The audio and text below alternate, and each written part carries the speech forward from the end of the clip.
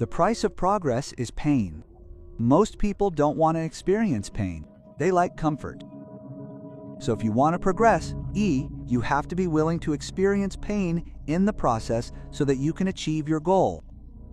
Even strangers, individuals completely unknown to us, are constantly seeking to justify their actions to others. So they always have the pain of comparison. It's easy in the internet age to compare yourself to other people.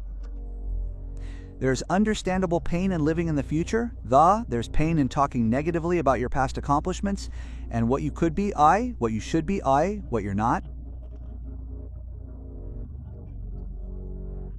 The fact is that anyone who's interested in truly winning in life and reaching their goals and achieving success has to be willing to pay the costs associated with it. One of those costs is overpaying. Basically, in order to win, you usually have to pay more in terms of time, energy, effort, money, and sacrifice than your competition is willing or able to pay. As a result, you're likely to go above and beyond the value of what you're hoping to achieve, but there may be no way around it. Overpaying is the cost of winning, and the more competitive the field, the more likely you are to overpay.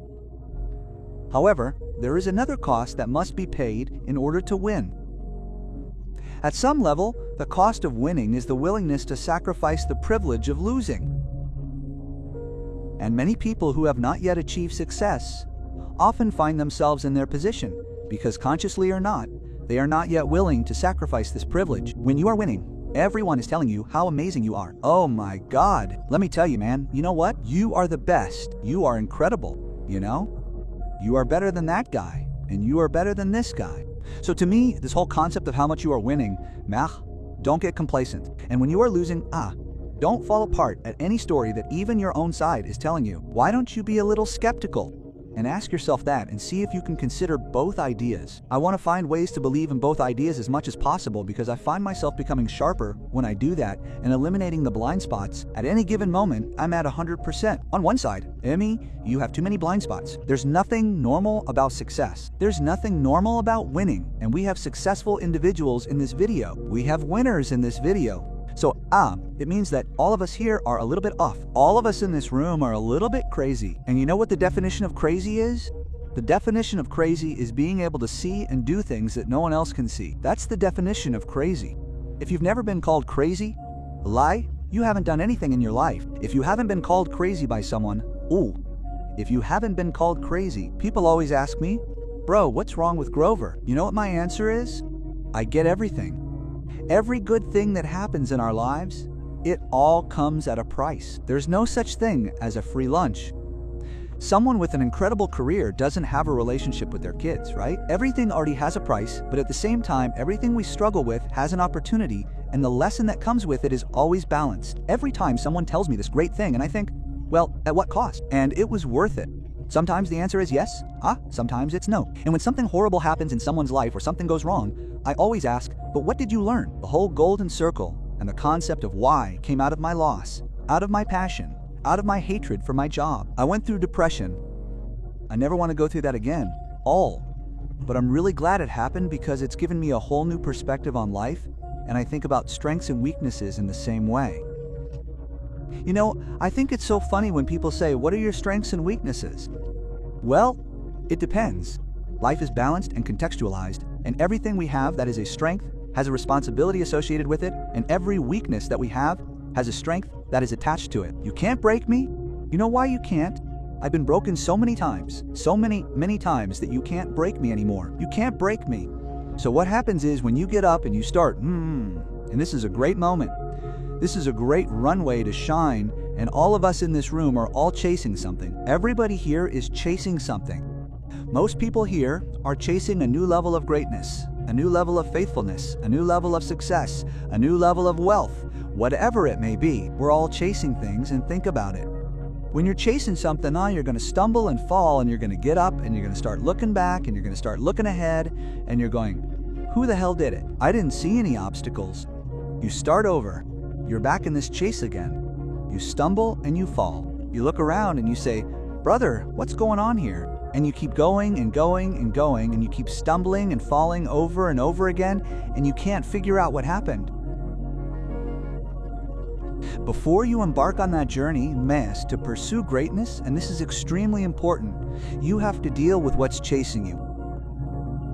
That pain that you feel is a down payment for success. You have to be willing to take that pain in order to achieve success. Because success is something, it's a very lonely path in this world.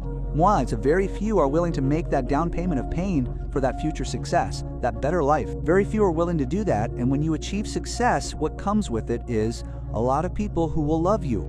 But most will hate you for it, because your success is a spotlight shining on their missed opportunities, where they fell short, where they felt like they didn't have what it took, and they never tried again. Where failure is what they left behind instead of trading failure for success. Failure is part of the recipe for success.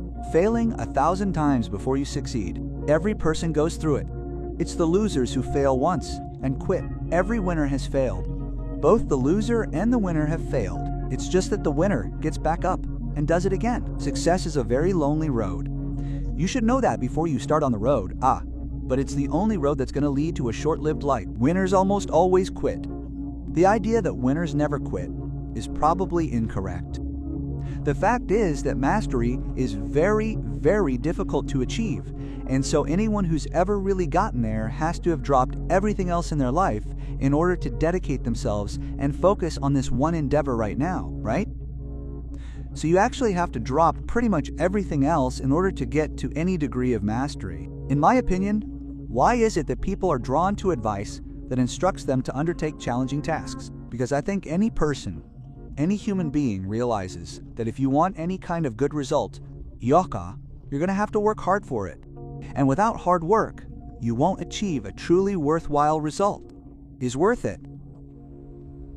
You have to sacrifice who you are today to be who you want to become tomorrow. When he says to me, I left childish things behind. You can't become the best version of yourself unless you're willing to give up who you are today. These negative things, bad habits, bad friends, bad relationships, bad ideas, and a bad mindset. Because if you want to be a millionaire, if you want to become a successful person, if you want to develop a better physique, it's going to require sacrifice. And if you want to get to the next level, it's going to cost you. Success comes at a price. You have to pay a price for winning, but most people aren't willing to pay it.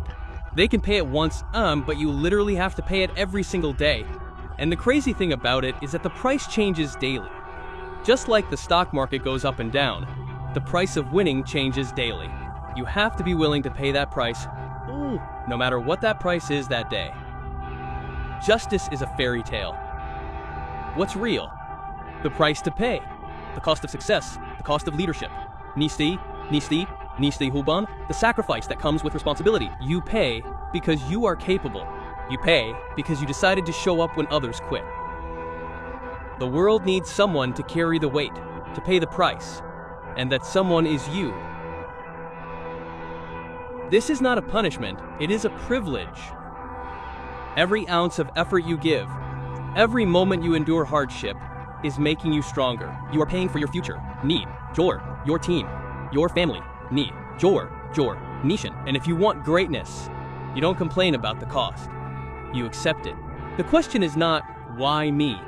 The question is, what price am I willing to pay today to become the person I want to be tomorrow? The price of excellence. The price of discipline, the price of owning your life. So stop asking why and stand up and face the cost and pay it with pride and determination, with everything you have. Life is a battlefield. No regulations exist on this battlefield to guarantee impartiality. From the moment we are born, the odds are different for each of us.